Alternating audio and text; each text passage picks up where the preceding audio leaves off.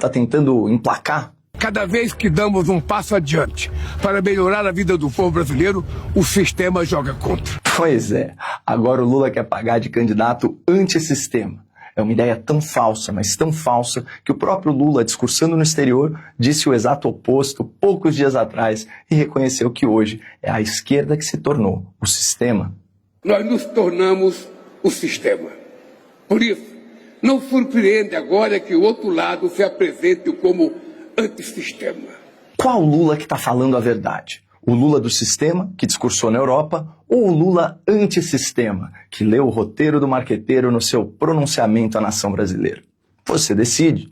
Mas que tal a gente usar as próprias palavras do Lula para entender o que é o sistema e como ele se manifesta nas esferas de poder? O andar de cima, os bilionários, a elite que só pensa em manter privilégios às custas do povo. Reparem que a propaganda petista separa o sistema em 3 categorias, mas só define uma delas, os bilionários. Então, vamos começar por eles. Nunca antes na história desse país houve tantos bilionários no Brasil. Algumas estimativas dão conta que o número de bilionários saltou 33% só nos 2 primeiros anos do governo Lula, o que por si só já mostra que a gestão do PT é um terreno fértil para os 0,1% mais ricos. Para ficar em um exemplo óbvio de como o governo petista beneficiou o grande capital, é só olhar o lucro recorde das 4 maiores instituições financeiras do país, 101 bilhões de reais em 2025. Ou seja, enquanto mais da metade da população adulta está endividada por causa de inflação, impostos e juros, os bancões estão lucrando como nunca. Não à toa, as famílias acionistas do maior banco privado do país são apoiadoras e doadoras de campanha do Lula, assim como os irmãos bilionários da proteína animal. Um deles chegou a atuar como emissário não oficial do Brasil na crise da Venezuela, lembra?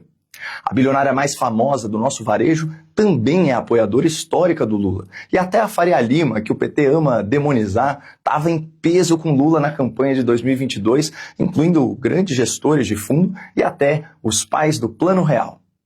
E assim que eleito, quando Lula montou o seu conselhão de governo, ele convidou uma dezena de bilionários, o equivalente a 14% dos ricaços do país. Você não acha estranho o Lula ser tão próximo dessa turma que, segundo ele, joga contra os interesses da população brasileira? Mas vamos seguir porque, de acordo com a narrativa petista, o sistema não é formado só por bilionários. O sistema também seria composto por gente que está no andar de cima, por elites que mantêm seus privilégios às custas do povo. É impressão minha, ou sem querer, o Lula descreveu a cúpula dos poderes em Brasília. Sim, porque a burocracia do Estado e a classe política não produzem riqueza. Vivem dos impostos pagos pela sociedade, mas usufruem de direitos, benefícios e regalias exclusivos para o topo do funcionalismo público. Aliás, essa é a origem do termo privilégio, uma lei ou uma regra que só vale para uma pessoa ou para um pequeno grupo de pessoas. Coisas como os supersalários, as superaposentadorias, a estabilidade no emprego, a blindagem institucional. E quem você acha que ocupou o andar de cima nesse século, nesse país? Exato, foi o Partido dos Trabalhadores, o grupo político que nos últimos 24 anos governou o Brasil por 17 anos, ou seja, 70% do tempo. Foi o PT que arquitetou a coalizão com o Centrão no Congresso, incluindo os esquemas do Mensalão e do Petrolão, e a aliança com a STF, que primeiro tirou o Lula da cadeia, depois anulou suas ações penais e, finalmente, junto com o TSE, desequilibrou as eleições por meio de censura, casuísmo e duplo padrão nas decisões judiciais.